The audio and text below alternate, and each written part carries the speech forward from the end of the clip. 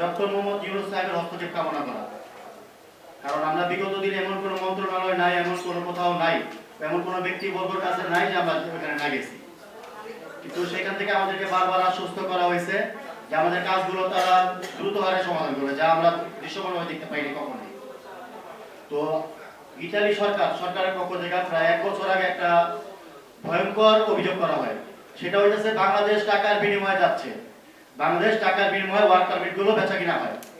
তো এটা নিয়ে কিন্তু অলরেডি ইতালি গভর্নমেন্ট যারা আছে তারা এটা নিয়ে কার্যক্রম শুরু করছে। তার জন্য তাদেরকে অন্তরস্থ ধন্যবাদ। কিন্তু আমরা কূটনৈতিক যে উপায় আছে, আমরা যে বন্ধুত্বপূর্ণ সম্পর্ক আছে, অংশীদারিত্ব যে সম্পর্ক আছে, আমরা আমাদের দিক থেকে আটক করতে পারতেছি না। যেমন এই 1.5 বছরের মধ্যে আমরা এমন কোন চক্রকে আটক করতে পারি নাই যার কারণে আমাদের এই দুঃখ দুর্দশা।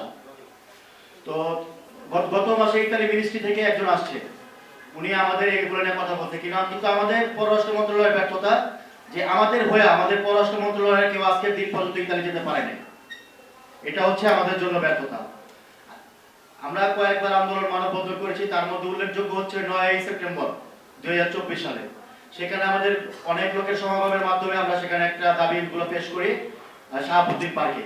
তো সেখান থেকে যখন আমরা দেখলাম যে আমাদের দাবিগুলো ঠিক জায়গা মতো উপস্থাপন হচ্ছে না, তখন আমরা সেখান থেকে মুখ করতে চেয়েছিলাম আর প্রধান উপদেষ্টা বরাবর।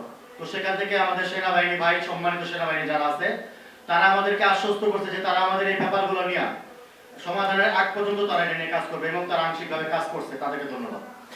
একদম যে করে নাই তা না, তারা আংশিকভাবে কাজ করছে। কিন্তু আমরা হতাশ। আমরা এখন এমন একজন ব্যক্তির কাছে আসছি, উনি কোনো রাজনৈতিক পরিচয় না ওনার, উনি কোনো দেশের প্রধানমন্ত্রী হিসেবে ওনার কাছে আসি নাই। উনি হচ্ছেন world celebrity doctor Mohammad Yunus, বিশ্বের নোবেল জয়ী। সারা বিশ্বের মধ্যে যদি বড় কোনো অনুষ্ঠান থাকে সেটা হচ্ছে অলিম্পিক। ওই অলিম্পিক অনুষ্ঠানে উনি বিশেষ অতিথি হয়ে যাওয়ার সম্মান উনি রাখেন।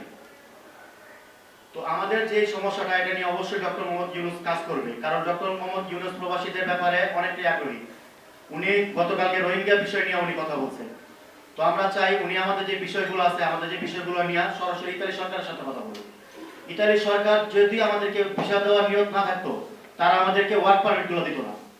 যেহেতু ওয়ার্ক পারমিট গুলো দিচ্ছে, কিন্তু এখান থেকে ওয়ার্ক পারমিট গুলো আটকে রাখছে, তার মানে তাদের কিছু চাওয়া পাওয়া আছে, তারা কিছু একটা চায়। তারা চায় কূটনৈতিক উপায়ে এখানে কোনো চুক্তি হোক। যেমন লিবিয়া দিয়ে 2014 সাল থেকে 2024 সাল পর্যন্ত 1100 বাংলাদেশি নিহত হয়েছে, যার অধিকাংশ সাগর পথে। কিন্তু এটা নিয়ে আমরা খুবই অনীহা প্রকাশ করছি, আমাদের এখান থেকে অবহেলিত। আমরা এমন কোনো দালাল চক্রকে ধরতে পারি নাই যার কারণে যারা অবৈধভাবে যাচ্ছে তাদেরকে তারা চিহ্নিত করতে পারে। তো অবশ্যই ভাই, অবৈধভাবে যারা যাচ্ছে এটা যদি রোধ করা যায়, অবশ্যই আমরা বৈধভাবে যারা আছি আমাদের জন্য এটার পথটা আরো প্রশস্ত হবে।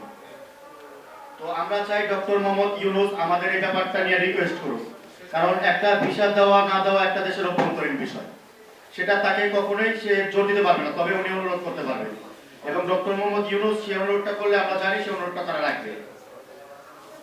পররাষ্ট্রমন্ত্রী মহোদয় বলছেন 20,000 পাসপোর্ট ডিসেম্বরের ভিতরে দিবেন। হ্যাঁ, আমরা 9 সেপ্টেম্বর যে মানববন্ধনটা করছিলাম, সেখানে আমাদের পররাষ্ট্র মহোদয় ওনারা আমাদেরকে আশ্বস্ত করেছিল যে ডিসেম্বরের মধ্যে 20,000 পাসপোর্ট তারা ভিসা সহ ডেলিভারি দিবে। যা আপনারা প্রথম সারির যে গণমাধ্যমগুলো আছে সেখানে ইন্টারনেটে সার্চ করে এখনো পাবেন। উনি বলছিল 20,000 পাসপোর্ট আমাদেরকে ভিসা সহ ডেলিভারি দিবে, কিন্তু আমাদেরকে 20,000 পাসপোর্ট 2,000 ভিসায় পর্যন্ত তারা প্রদান করতে পারেনি। তো আমরা এই ব্যর্থ পররাষ্ট্র মহোদয়ের উপর আর ভরসা রাখতে পারি না।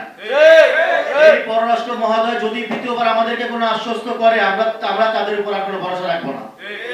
আমরা যদি কারো উপর আশ্বস্ত রাখতে পারি, সেটা হচ্ছে যে আমাদের world celebrity doctor Mohammad Yunus সাহেব। উনি যদি নিজের মুখে আমাদেরকে কোনো আশ্বস্ত করে, তবে আমরা আশ্বস্ত হব। কারণ আমি জানি এই সমস্যা সমাধানের জন্য শুধুমাত্র ডক্টর মোহাম্মদ ইউনূস ছাড়া আর কেউ নাই আমাদের এটা সমাধান করার জন্য। আগামী 7 দিন আলটিমেটাম দিয়ে দেন। আগামী 7 দিন বৃহৎ আকারে নামবো।